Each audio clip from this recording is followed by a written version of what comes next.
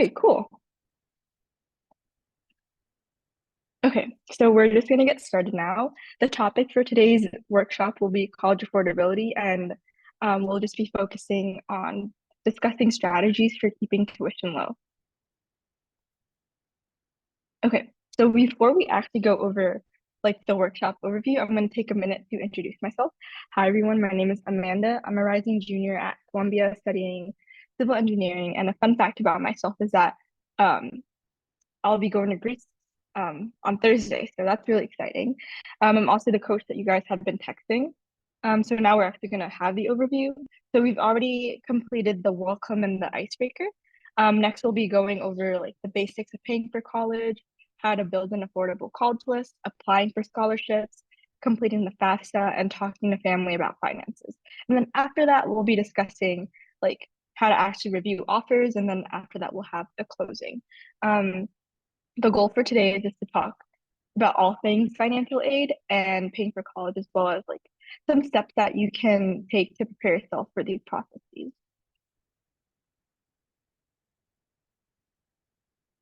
Sorry, have I been sharing? Sorry about that. Give me 1 second. I'm so sorry about that, guys. Okay. Can you see that? Is this the right screen? I do see the raffle of the day. Yeah, we Okay, see. cool. Thank you guys. So sorry about that. Um, Okay, I wanna continue. Sorry about that. Okay, so today we have a $25 raffle card that you can win. It's a Tango gift card, so you can spend it at a bunch of different places like Amazon, Sephora, things like that. And you can earn up to 3 raffles today, depending on how many of the things listed here you do. And don't worry, there's gonna be a bunch of opportunities for you guys to reflect and share your thoughts on some of the topics that we talk about. And we'll announce the winner via email or text after the workshop is done. Cool. Okay, so you guys will all get 1 point towards our annual grand prize raffle for every workshop you attend. And since you guys are here, you guys already have that 1 point. And then after this workshop, 3 winners will be drawn for our grand prize raffle. And the biggest prize will be $100, which is really exciting. Someone asked, does a Tango card expire? Probably not. Yeah, probably not. Someone answered no. Cool. Okay, so now let's just get into the nitty-gritty. So we're in this section, we're going to be talking about the basics of paying for college. Okay, so just as a reminder, students almost never pay the full price of their college tuition or even close to it. And here are the most common forms of financial aid that students will receive. So first we have scholarships and grants, which are basically free money. Students they never have to pay this money back. Loans, on the other hand, is money that you will have to pay back, and they're usually offered through the government or private lenders. And the main difference between them is that government loans generally have a lower interest rate. So in the long run, you'll be paying less money back for them, whereas private loans will have higher interest rates, so it might be a bit more expensive. And then lastly, we also have work study, which is a somewhat guaranteed job. Um, Oftentimes students will work on campus, at the library, at the visitor center, things like that. But students actually have to work the hours to receive the money, so it's not as nice as a scholarship or a grant, for example. Okay, I see that someone has their hand up. Do you have a question? Yeah. How would you know if your loans are going to have high interest rates or not?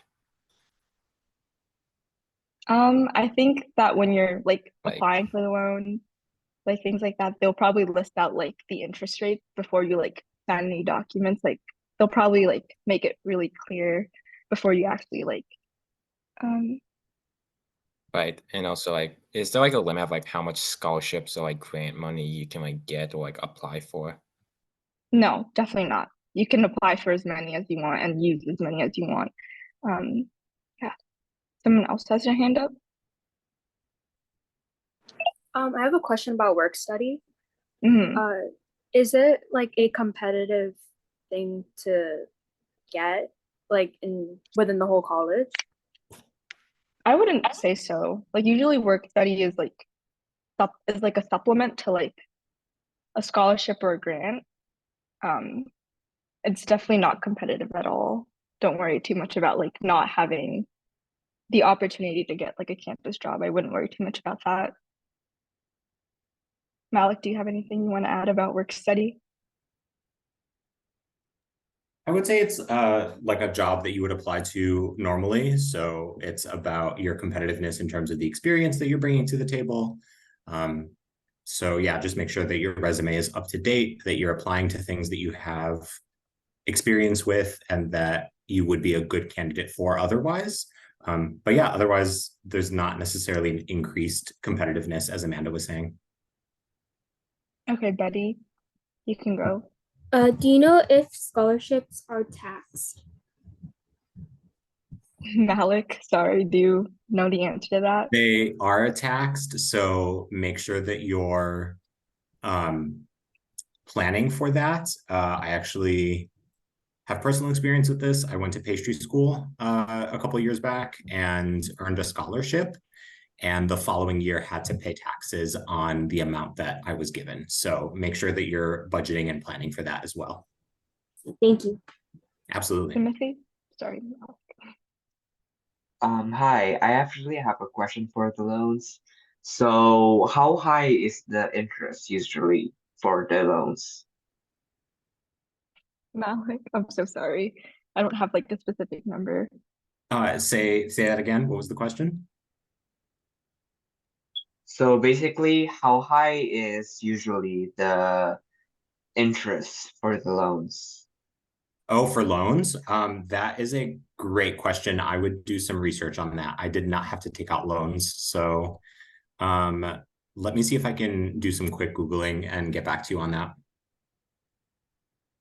Yeah, we can also follow up about this question like over text messages, Timothy. So like I'll do some research and then I'll reach back out to you after the workshop is over.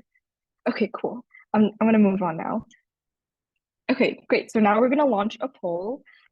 Which of the following best describes your goals related to paying for college? And then you guys can select all that apply.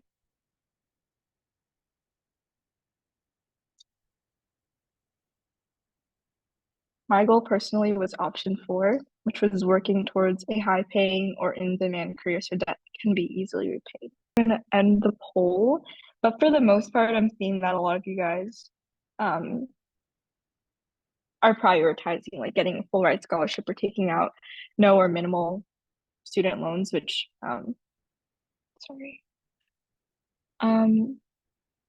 Yeah, which is definitely like valid. I'll just share the results with you guys. And yeah, that's definitely valid, but I just want to like take a second to remind everyone that it's obviously like great to strive for like one of these goals. And like regardless of which goal you choose, remember that like all these options are super valuable and contribute to a solid financial plan. So like whichever goal you end up pursuing will lead to positive outcomes for your college financing. Cool. Okay, I'm gonna move on. Okay, so now we're gonna just like dive into some context and some statistics about student loans. So according to the Pew Research Center, first generation college students are more likely to take out loans. 66% of first generation college graduates incur debt for their own education, whereas only 56 of those with a college educated parent incurred educational debt. First generation college graduates also tend to owe more. 65% of first generation college students owe $25,000 or more, whereas 57% of second generation college graduates owe $25,000. So as you can see, like the impact of student loans is disproportionate on first gen low income students and also like students of color. And this might make self-education and financial planning feel even more important. But like by attending this workshop, you guys are already taking a great step towards that self-education. And if you guys are intimidated by the idea of student debt, that like totally makes sense and it's completely understandable. There are actually a lot of young people who have joined the efforts to cancel student debt, which I'm sure that you guys have already like kind of heard about. Julian will send a link in the chat which can kind of dive deeper into this topic. But overall, like graduating without any debt is not possible for most students, and that's totally fine. The main goal that we want to have for ourselves is to be able to make conscious financial decisions. Cool. Okay, great. So now we're going to move on to 3 ways to keep college affordable. Can I get a volunteer to read this slide, please? Okay, Betty, go for it. 3 ways to keep college affordable. 1, create an affordable college list. 2, apply for lots of scholarships. 3, choose the best financial aid offer. Cool. Thanks. That was really good. So in the next few slides, we'll be talking more about each of these different strategies. So now let's talk about strategies to building an affordable college list, which was step number 1 from the last slide. Okay, if you guys have already attended the college list building workshop, you've probably like already seen the slide before. It's one that you can keep coming back to after this workshop and use as a guide for adding low cost schools to your college list. But just to refresh your memory, there's a variety of list building strategies that can keep costs low, such as looking into low sticker price schools. And just to clarify, a sticker price is basically like a college's published price, which includes things like tuition, room and board, things like that. So these schools will include community colleges, public in-state universities, low tuition schools, and also tuition-free schools. Sorry. We included public in-state schools because for a lot of like out-of-state schools will probably charge you a bit more money because you're not a resident in that state. So that's why we included public in-state universities in this low sticker price category. We can also look for schools that give out really good financial aid, such as schools that meet 100% of demonstrated need. And demonstrated need is just like the difference between the cost of attendance and your expected family contribution. And also colleges that meet 100% of demonstrated need for undocumented students. I just want to point out that financial aid does function a little bit differently for undocumented students. And so scholarships and schools of low sticker prices and also schools that meet 100% of demonstrated need for undocumented students would be a really good like starting point if you're still in the process of making your college list. And if you guys want more information to applying to college as an undocumented student, Julian can link a website, a document in the chat box. But yeah, and then lastly, we also have great merit scholarships. So schools with great merit scholarships should especially be considered by students with impressive academic profiles, like you have high grades or you have high test scores. And these include schools with large endowments and also schools with full ride scholarships. For those of you who aren't familiar with endowments, is basically like when like the alumni of a school donate a lot of money back to the school. That's what an endowment is.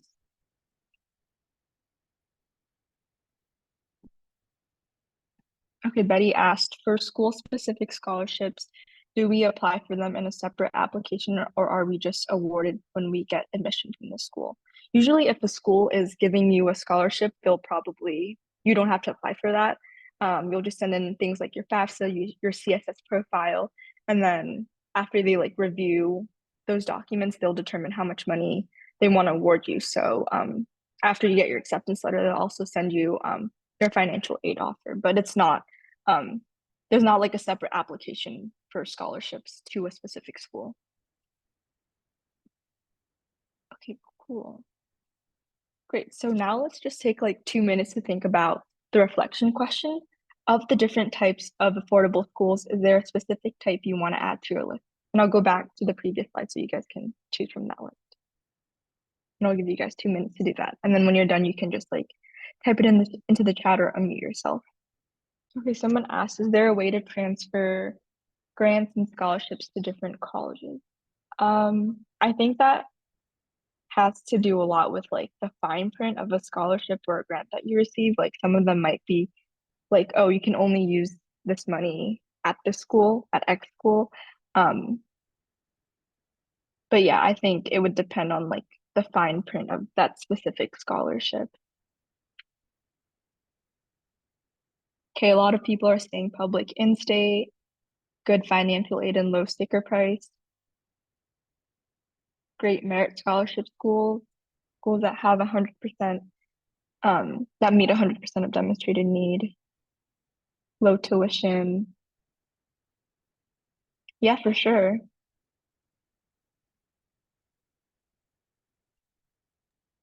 What was your financial plan during your time in college or is now?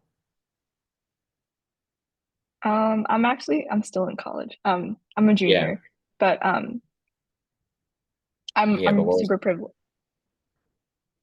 but I think continue. I'm really privileged because like my parents are paying for um my education, which is obviously I understand that's not going to be the case for everyone. Um, but yeah, but I did have to fill out the FAFSA, the CSS profile, things like that. If you want more information about like the FAFSA or like financial aid, you can always feel free to message me and I can connect you to someone that like might have a little bit more knowledge or expertise on that. But yeah. Okay, I think it's been 2 minutes. So let's just move on. So now in this section, we'll be talking about strategies to apply for scholarships. We'll talk about different timelines, how you can win them, and also like how to look for them. Because I think sometimes that's like the hardest part. Okay, so this is a scholarship timeline. It starts now and it goes all the way until April. And we specifically chose for the start date to be this week because in the fall you'll have lots of college application related stuff to do and deadlines for scholarships will come up. So it's like best to start as soon as possible. Then in August, you guys will prioritize and prep based on your scholarship deadlines and requirements. And then from September to April, you guys will actually submit applications. So stay strategic and keep prioritizing. We also recognize that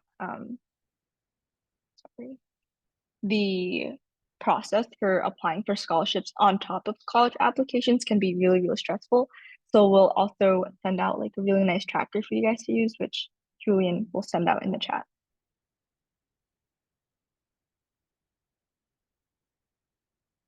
When he gets a chance. Okay.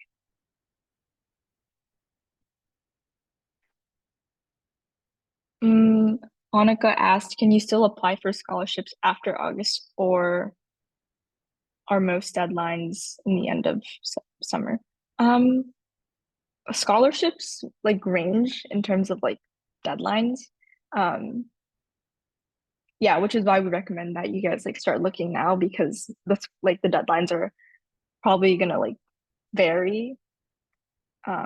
Yeah. There are some scholarships that open. Yeah, exactly. Yeah, the start date and the end date for like these scholarships will vary greatly. Okay. Okay, cool. So now let's talk about what makes you unique. So there are scholarships for all different types of people. You might be surprised by how varied it is. For example, you can search by your interests, any talents you have, life experiences, activities or extracurriculars, cultural or racial identity, city, town, state, or country of origin, as well as languages spoken. So I'll give you guys like 4 minutes to make a list of 5 to 10 things that you think make you special. I've seen scholarships specifically made for left-handed people. So if you are left-handed, like that's definitely something that you can write down on your list. And if you guys like kind of want like a reference of what other people have written or things like that, I can send a link in the chat. Yeah, which I will do right now. And you guys can just use this as a guide, but we'll come back in 4 minutes. And then when you guys are ready, you guys can just like either unmute yourself or just like chat in some of the things that make you unique, which can then be used to search for scholarships. Wait, what are we doing? Sorry? Did you ask what we're doing now? A few minutes. Yeah, I'm giving you guys 4 minutes to just like answer the prompt on the bottom of the screen. Emily responded painting, knitting. Yeah, those are definitely like things that make you unique. There's probably like a scholarship out there that's like specifically for like painters or knitters. No worries, Emily. There's like 3 minutes left, so no worries. Kiara says, interest, impacts of historical events on today's society. Cool. Talents, very perceptive. I have a passion for exposing injustice to the public and ensuring people's voices are heard. Cool. And they can speak Russian and English. Super cool. And they're trying to learn Hebrew. I think there's probably a scholarship for like each language that you're trying to learn right now. And they're Mexican Armenian, born to immigrant mom and Hispanic father. Cool stuff.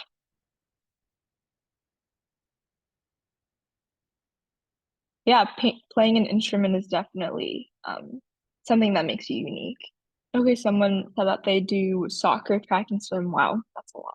But I think that's really cool, and you'll probably find a scholarship for soccer, track, and swimming. Caitlin says they read a lot and they're Hispanic. Cool. Okay. I'm gonna give you guys like 1 more minute just in case like anyone else wants to submit something or yeah. Okay, Zara's a really good coder. Cool, C++. That's really impressive actually. I took like a Python class last semester. Didn't go too well. But C++ is really hard, so that's really, really cool. Melanie plays the guitar and the clarinet. Cool. Cool. Okay, Eric, you have your hand up. Yeah, for these scholarships, how do they like evaluate your interest or whatever you do? Like, is there a certain like rules that they have to follow, or you have to follow to get the scholarship? Yeah, that's a great question. I think that will like differ depending on like which scholarship you apply to. Like for example, if you apply to like a tennis scholarship, they might ask you like, oh, like how many awards do you have? How many tournaments have you won? But I think that will definitely like differ from scholarship to scholarship. Malik, do you have any comments you want to add? Yeah, I think you're on the money. That is correct. It is going to depend on the scholarship, and they're going to ask for your qualifications in different ways. So that might be different essays that you need to answer, short questions to fill out. If you're applying to perhaps like an art scholarship or something that you can demonstrate your creativity, they might ask for submissions or to see examples from your portfolio. So it kind of all depends. Okay, cool. I'm gonna move on to the next slide. Okay, searching for scholarships. So this is Let's Get Ready's scholarship guide for students. If you guys have been like following up with your text messages, you've probably already like gotten this, but it just shows like a ton of different ways you guys can search for scholarships. We have a list of useful scholarship search engines. It links to some of like the best scholarships and more. So I think Julian should have sent the link to this in the chat. But this is it for those of you who are like curious or haven't seen this before. But I will share this in the chat.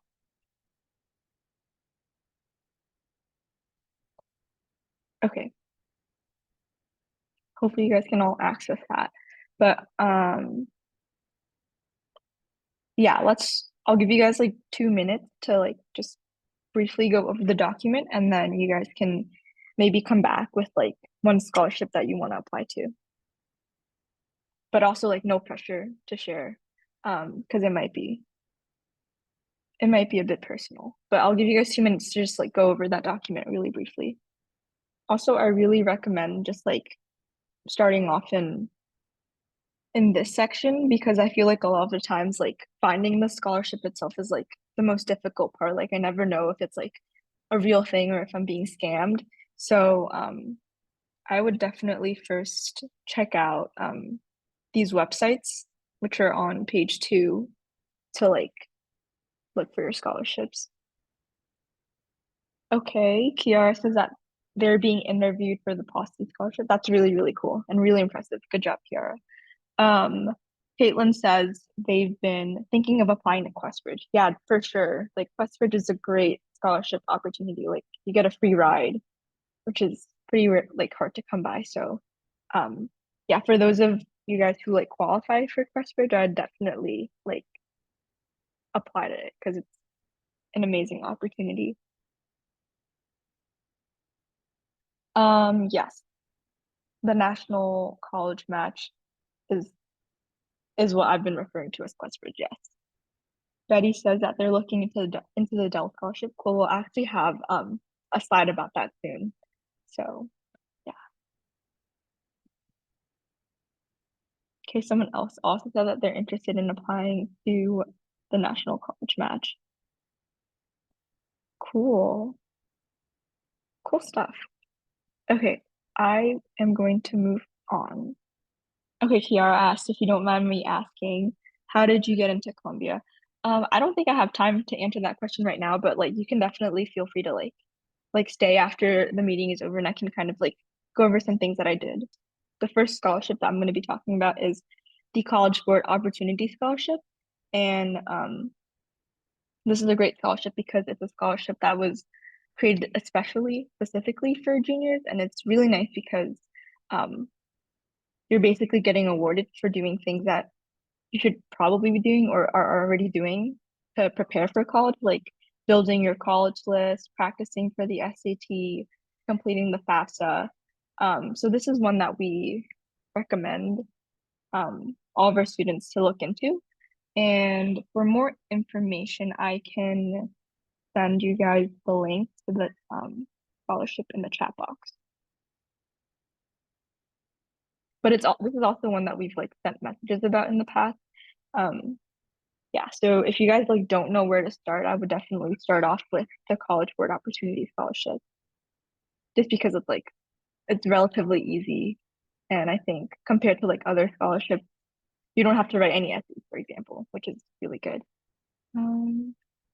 Okay, cool. I know that someone in the chat had already mentioned the Dell Scholarship, so now we're going to be diving a little bit deeper into that.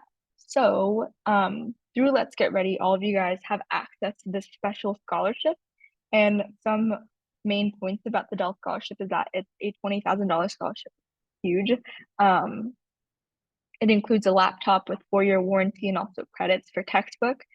They also offer personalized academic and financial support, as well as emotional support and free access to counseling services, which is really awesome, especially if your school doesn't provide free counseling services or even like good financial support. Okay, and the eligibility for the scholarship is that you guys have to be on track to graduate with at least a 2.4 GPA, demonstrate a need for financial assistance, and also plan to enroll in college full-time in the pursuits of a college bachelor's degree in the fall directly following high school graduation. So rather than applying to like a bunch of really, really small scholarships, the Dell Scholarship provides one big $20,000 scholarship, which is really nice. And everyone in this meeting today is eligible to apply because you guys are a Let's Get Ready student. We won't actually be sending out a link now, but we will be sharing more information via text message in the fall when applications open. Okay, someone raised their hand. Do you want to go for it? Yeah, question. So is this like limited to like specific place, or can we use this for like any other like schools in like the state?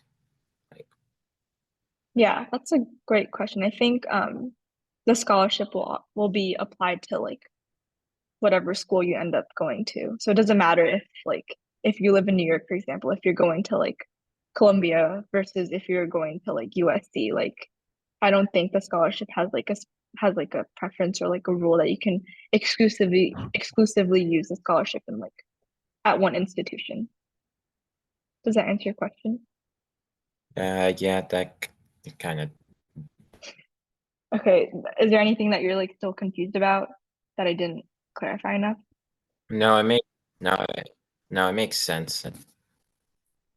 Yeah. Don't worry. We're like once like the application portal opens, like you guys will all be getting messages with like more details about the scholarship.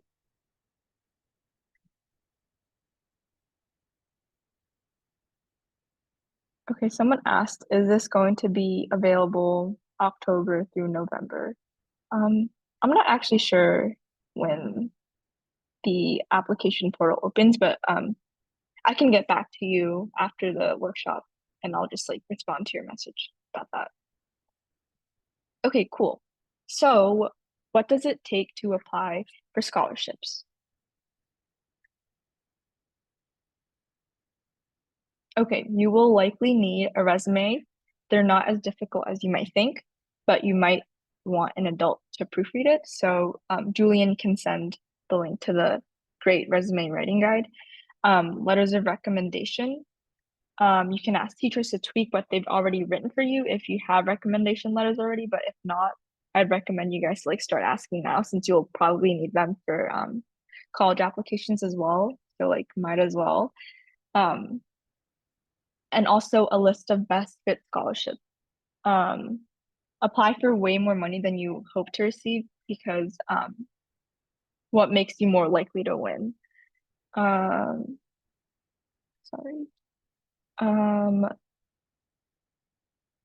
Fewer applicants, local, very specific requirements. And also we like recommend that you guys like don't overlook small scholarships because they can add up. But wherever you guys are in the scholarship application process is like absolutely fine. Like whether you're just starting to find scholarships or you guys are already like drafting essays, every step counts. So just like keep moving forward at your own pace and remember that like if you guys have any questions or like need any support, like I'm here. You can just like message me. And then after this workshop, we'll also be sending out the slide deck and you can always come back to the slide to work on scholarships. Also, just want to remind everyone that like getting started now significantly reduces your stress later on. And when you have too much on your plate, like scholarships will likely fall off because you'll probably want to like prioritize your college applications. And obviously, like if you don't have any scholarships, like that will have like later consequences that you might not like. Betty asked, are there opportunities for Let's Get Ready to review our essays and resumes? I know next month we will be having like an opportunity for you guys to submit your college essays to get reviewed. But in terms of like resumes or like even like supplemental essays, I don't think we have an opportunity for that, but you guys can always like feel free to just send it over to me. And I can, A question. yeah, go for it. Did you say to like not apply to small scholarships or is not applied to too many? I didn't hear that last part. Oh, we said to apply to as many as you can because like there's obviously no guarantee that you're going to win every single scholarship you like apply to. So Right. we recommend like applying to a bunch of small ones, a bunch of big ones, but just like to not overlook small scholarships because like these scholarships probably have like less applicants. So you're probably more likely to win and also like the money adds up in the end. Does that Yeah, make sense? that makes sense. Yeah. Yeah. Cool. Okay, moving on. Sorry. Never mind. Okay. Great. So now we're going to get into goal setting around scholarships. So we've already talked a lot about like different aspects of applying for scholarships, including the timeline for applying, searching for scholarships, prioritizing which ones you should apply for, preparing your materials, which may include things like an essay, a resume, rec letters. We've also talked about the Dell and Opportunity scholarships, as well as Let's Get Ready's scholarship guide. So I'm going to give you guys 2 minutes to identify a step that you want to take this week. And you guys can always use the AIMS graphic on the side to kind of determine and set the goal that you want to take. Yeah, so I'm going to give you guys 2 minutes to do that. And whenever you're ready, you can like type it in the chat or feel free to unmute yourself.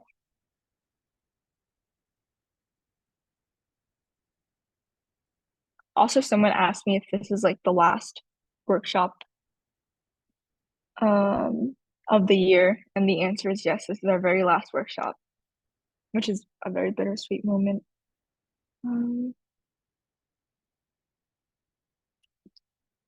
Kiara's goal is to research scholarships that they may be eligible for. Cool. Zara and Gia want to make a list of scholarships that they're interested in.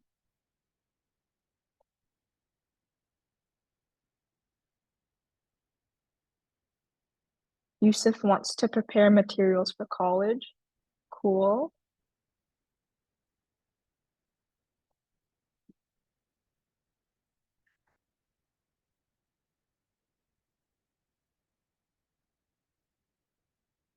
Emily wants to apply for Big Future. Yeah, I would probably do that like ASAP after this workshop, because it's like relatively easy.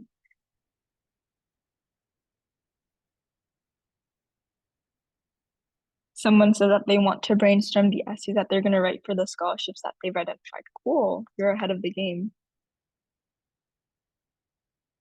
Research and make a list with deadlines. Yeah, these are all really great goals and steps that you guys want to take. Great. Okay, cool. I'm gonna move on.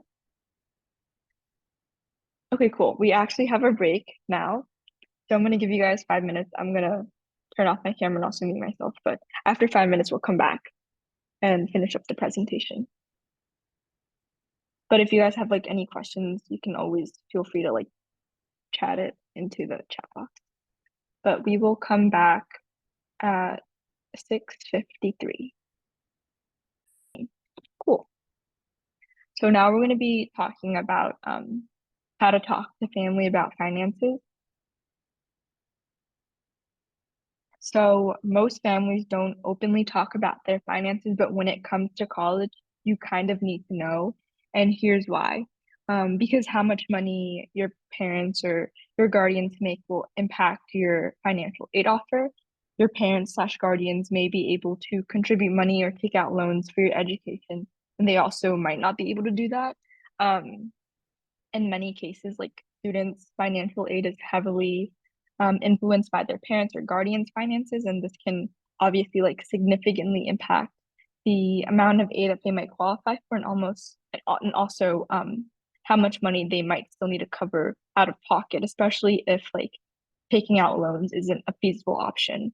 And also, like once you have this information, you can use things like the net price calculator, which also is like a nice tool that helps estimate aid and also remaining tuition at each school before you apply. Just want to remind everyone that like you can attend college no matter what, but understanding your family's finances will allow you to create a school list that's affordable for you. I understand that for many families, contributing to college costs can be challenging, and the idea of taking out loans can feel daunting, but it's completely normal to find it difficult to start this conversation or to navigate these financial decisions, which is why in the next few slides, we'll talk a little bit about like strategies you can use to initiate this conversation.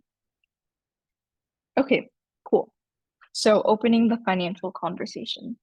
So in the chat, type in an emoji that expresses how you feel about asking your parents or guardians about their finances situation and or what they plan to contribute to your education. And I'll give you guys 2 minutes to do that.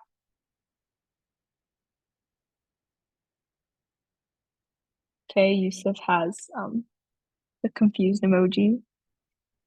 I see clown emojis. I see a bunch of thumbs ups, which is really good. Okay.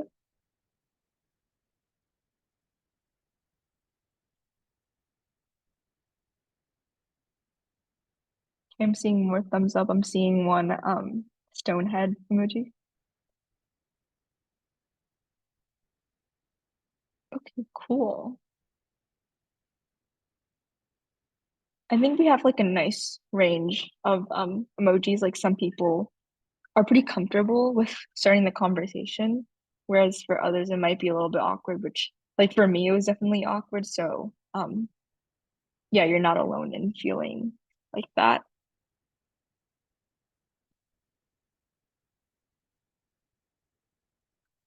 Okay, cool.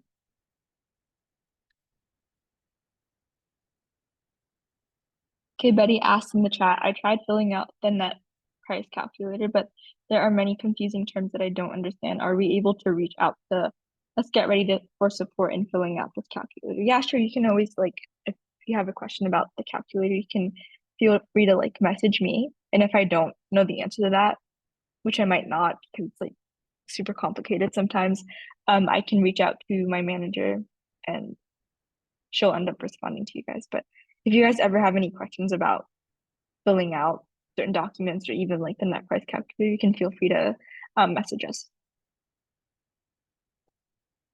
Okay, cool.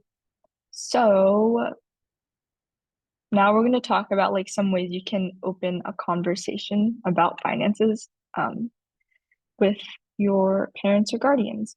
You can share your financial goals related to college, which we did from the poll. You can let them know that it can help you create an affordable college list. And also you can just kind of like schedule a conversation ahead of time instead of putting them on the spot. Remember that you guys are not alone in navigating these financial aspects of your educational journey.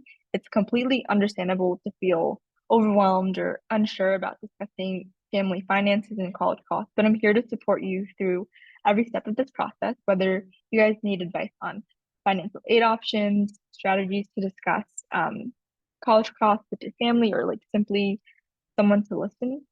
Don't hesitate to reach out. Okay, now we're going to talk about financial aid forms. So in many cases, one or both parents or guardians will need to fill out your financial aid form. The graphic on the right can tell you like which parent that might be for the FAFSA. And Julian can also send a link in the chat with more info on this. But if you guys are like struggling to find like a way to bring up finances with your parents, you can definitely use this guide for this document to kind of start up the conversation. I also know that like when you're looking at these guides or documents, like it can definitely start to feel complicated and kind of technical, but I promise that it like just like seeing it right now, like exposing you guys to this right now will help you guys like prepare for the FAFSA ahead of time. Also, if you guys have like if you have questions about like specific situations, like whether or not you're like if you're a citizen but your parents aren't, if you don't live with your parents, things like that, you can go visit this website, which Julian has already put in the chat. Cool. Obviously, like I'm not an expert in this, but the FAFSA website has like a ton of useful articles. So if you ever have a question about like a really, really specific, like technical question, like I'd recommend you guys first look it up on the FAFSA website, because more likely than not, they probably have an article for that. But yes, does anyone have any questions so far?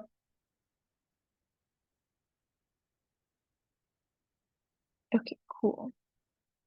Great. So now we're going to talk about getting ready to complete the FAFSA, which is really, really important because the FAFSA serves as a gateway to federal financial aid, including things like grants, work study opportunities, and also federal student loans, which we talked about in the beginning of this webinar. So completing the FAFSA every year ensures that you remain eligible for these forms of financial aid, which can significantly alleviate the financial burden of tuition, fees, and other educational expenses. Okay, cool. So some important things to know about the FAFSA include that FAFSA stands for Free Application for Federal Student Aid. It provides access to free money in the forms of grants and scholarships. It's used by schools to evaluate need-based financial aid in the form of low-interest loans and work study. You'll need to complete it every year just so that the FAFSA can kind of like double check and ensure that you still qualify for any forms of financial aid. And also, if you are not a US citizen, you may or may not be eligible. It really depends. So we can send, yes, Julian will send a link in the chat to kind of check out your eligibility. Cool. Okay, so one thing about the FAFSA is that you have to complete it as soon as possible. Usually it opens on October 1st. I know last year it didn't open on October 1st because they were going through some revisions, but if everything goes to plan, it will open on October 1st, hopefully. But the main reason why you have to fill it out so quickly is because money is assigned on a rolling basis. So the later you apply, the less money is available. It's kind of like a first come, first serve type of deal. Also, different states may have different FAFSA deadlines, and also just like preparing your documents, like your IDs, your tax returns, things like that. It might take a while and it's not easy. So just like starting as soon as you can is ideal. So the main takeaway is that for many things, it's okay to wait for the deadline to do it. But this is not one of those places. So please complete the FAFSA as soon as possible. Okay, great. So now we're going to talk about steps for getting ready. So the first step is to create an FSA ID. So you'll do this by using your personal email. We recommend the personal email and not like a school email, just in case like after you graduate, like you lose access to that account. And since you do have to fill this out annually, it's better to just use an email that is yours forever. We recommend keeping the login information because, as I said, it's like an annual thing. You have to keep updating it every year. And also, it may take up to 48 hours to be processed. Step 2 is to have your parent or guardian create an FSA ID as well, since the FAFSA will require like parent or guardian to like kind of double check some of the things that you enter. Step 3 is to assemble this list of financial documents. So financial documents will include things like IDs, tax returns, your parents' social security numbers, things like that. Step 4 is to actually create a FAFSA account. I just want to point out that like creating an FSA ID is a separate step from like actually creating a FAFSA account. You have to actually make the FSA ID first because that's kind of like your login information for the FAFSA account. Yes, and then step 5 is to set aside an hour to sit down with your parent or guardian to complete the FAFSA. I know an hour sounds really intense, but trust me, like this hour is likely going to save you like anywhere from like $5,000 to $12,000, which is like the average financial aid award. So sitting down for that full 1 hour is like definitely going to be worth it. Yes. So we recommend you guys to kind of like start this process, like getting these things together and like creating your account now so that like when the FAFSA opens, you guys will just like be ready to go and you can fill out everything really, really quickly. So you guys can be one of the first people to actually tap into that scholarship money. Okay, cool. So just like a quick raise of hands. Raise your hand if you guys have ever felt intimidated or overwhelmed when thinking about FAFSA or financial aid forms. Okay, I'm seeing a lot of hands up.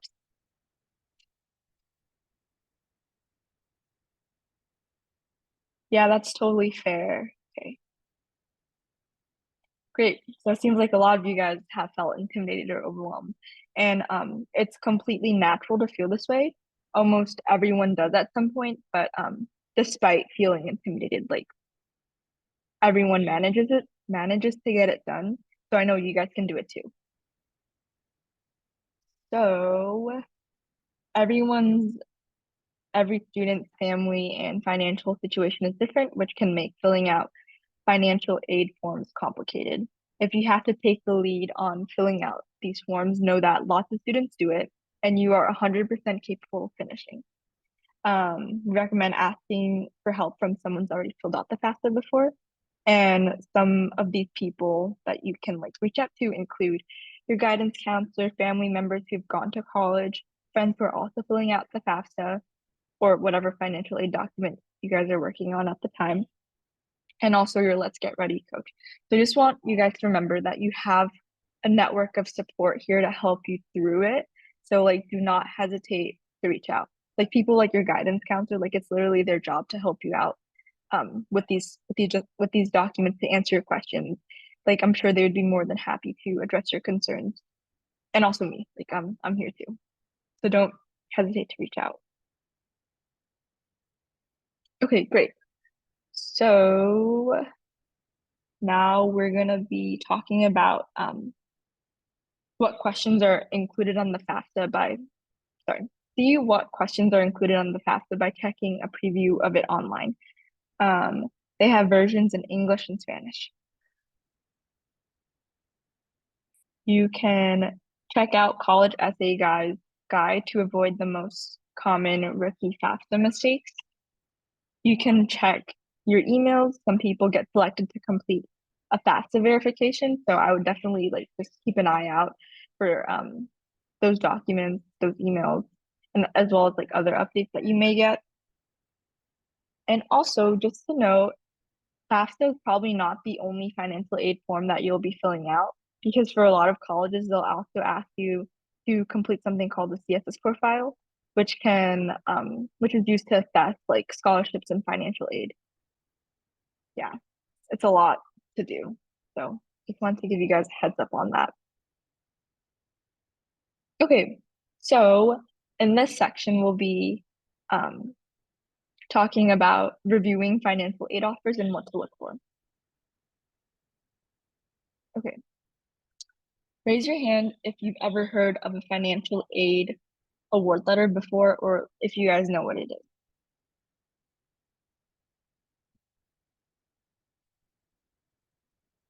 Okay, I'm seeing like 6 hands. Yeah, that's fair.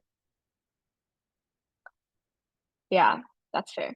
Okay, so for many of you, this might be a completely new concept, and that's perfectly okay because financial aid award letters are specific to the college experience and they can seem unfamiliar at first, but basically they outline the financial support you're eligible to receive from grants, scholarships, loans, and work study programs for the upcoming academic year. So after you finish all of your financial aid in college applications, you'll obviously wait to see where you're accepted. And if you do get accepted, you'll obviously receive the acceptance letter, but you'll also get the school's financial aid award letter. And these are really, really important because it describes your aid, like how much money you'll be receiving, and the amount of aid each school gives will vary often dramatically, right? And I also want to emphasize that like these letters are really, really confusing and they come in many different formats. So it can be a bit hard to dissect and to truly understand like what they're saying. Okay, but some important things to note is that some schools try to make it appear like you'll pay less. We'll be sending out a tip sheet or video on how to review them, so don't worry about that. And this will be a really helpful place to utilize the support of Let's Get Ready coaches that you'll have next year. And can I have someone to read like the very, very last sentence on the slide, like next to the stop? Fine. I can. Okay, cool. Go for it. Do not commit to attending a college before you review the financial aid offers from all the schools you get into. Thank you so much, Alicia. Yeah, exactly. This is really, really important because as we mentioned in the slide before, like the amount of aid that you'll get will probably differ dramatically. And you can always use these differing financial aid awards to your benefit.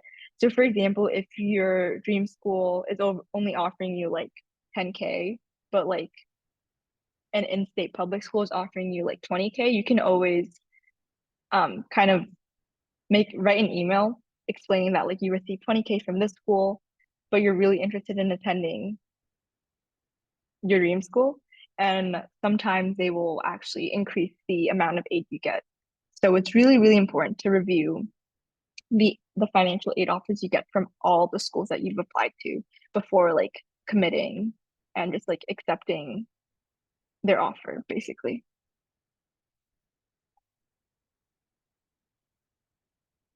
Okay, someone asked, so do you not recommend early decision applications?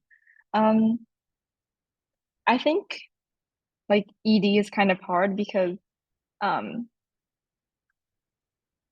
obviously like if you get accepted, you have to go. So if they kind of like lowball you, that's something you have to accept. So for students who are expecting, like they want a lot of financial aid, I would kind of not apply ED, just so that you can kind of like compare your financial aid offers. And if you get accepted RD or even like EA, like you can always use other schools' offers to your advantage. Malik, do you have anything you want to add to that about like applying ED? Yeah, let me preface this. I'm not a college counselor, so take what I'm about to say with a grain of salt. ED, I feel like you have to be very confident about your desire to go to that institution, your desire that it's a good fit for you, that you'll have systems of support in place, that you'll find community there, that you'll have the programs that you want to study, and that you're confident enough in your academics and your financial situation to know, relatively speaking, how much aid they're going to offer you. Otherwise, I don't really see a fit or a need to do that. And as Amanda said, just apply regularly or early application. You can find those which you're not committed to that institution, but you're still getting an earlier offer and you might have more financial aid available to you because of that. So. Yeah, thanks. Okay, we know that talking about finances of college is a lot, so that's why Let's Get Ready is here to support you. If anyone has any questions, feel free to unmute yourself or to type it into the chat now, or even like after the meeting is done.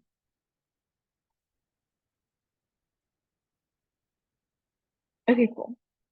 But in closing, today we went over the basics of paying for college, how to build an affordable college list, applying for scholarships, completing the FAFSA, and reviewing offers. So to close off, we do have a feedback form that we would really appreciate your participation in. This is the QR code. Your feedback really helps us to update this workshop so that we're offering like the most relevant and like the most digestible information possible. I can also send the link for the QR code for the survey in the chat. Yeah, I just sent the link for the chat. Someone asked while filling out my financial aid form, is that something that my counselors could aid me with? Yeah, sure. I think since most of the financial aid forms like ask for like really specific like details about your parents or your guardians like financial situation, most people just do it on their own. But like obviously if you have any questions, like I'm sure your counselors could assist you with that. Someone asked, do you think it's better in general to apply ED rather than regular decision? I think again that like depends on how confident you are, as Malik said, with like your stats, with your financial situation, like how happy you'll be at the institution, things like that. It's really a personal preference. I know that like students who apply ED, like the acceptance rate for ED is like higher, but I think that's kind of like a false statistic. It's not false in the sense that it's like a fake statistic. I just think it's like kind of not like wholly representative, because like most students who apply ED tend to be stronger applicants, right? So yeah. Someone asked if I could explain a bit more about the Dell Scholarship and where we can access it. I don't think the scholarship has opened yet, but when it does, we will send out a message to remind you guys, and also, yeah, just to like remind you guys that it's open. Okay, someone asked, if you were to get matched to a QB school, do you still have to fill out the FAFSA every year? I'm not too sure about that because I didn't apply via QuestBridge. But that's like something I can search up and get back to you, Betty. Okay, if you want to get into a college, should you ED or RD? And you don't have the best stats. That's, I think, also kind of like, I don't know. I personally applied ED to Columbia, but that's because I was like really confident. That sounds kind of cocky, but I had strong stats. And I was, as I said, like I'm really privileged in that my parents are kind of helping me to pay for my education. That's also why I applied ED. But if you aren't as confident about your financial situation, if you aren't as confident about your stats, things like that, I would probably play it safe and apply RD, since most of the applicants for ED are like a bit more competitive. Okay, someone asked, does the amount of credits that one has to take go hand in hand with the amount of tuition one has / needs to pay? I think that like differs from school to school. Like for Columbia, even like within Columbia, like if you're in like Columbia College or Columbia Engineering, like you can take however number of credits that you want. Like that's covered by the tuition. But like within Columbia, we also have the School of General Studies, and those students pay per credit. So it really depends on like the college that you're interested in. Okay, someone asked, what does QuestBridge do? Okay, yeah, Julian sent a link to QuestBridge, but basically they have this thing called the National College Match, and you basically get matched to a school, and if the school accepts you, you basically get a free ride. Yeah, Melanie explained it in the chat. Thank you guys for like responding to each other.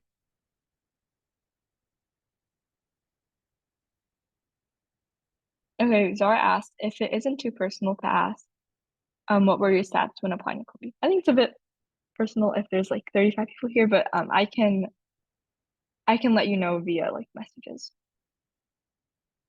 Yeah. Okay. I also see that like Emily has their hand raised. Do you want to unmute yourself and ask your question?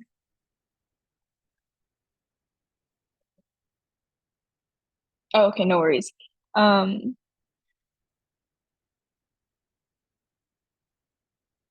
Mukai Dub. I'm so sorry if I'm like mispronouncing your name. I see that you have your hand up. Do you have a question?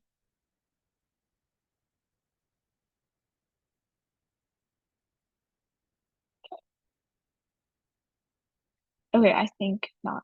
Oh, also, Zara, about like applying to Columbia, I think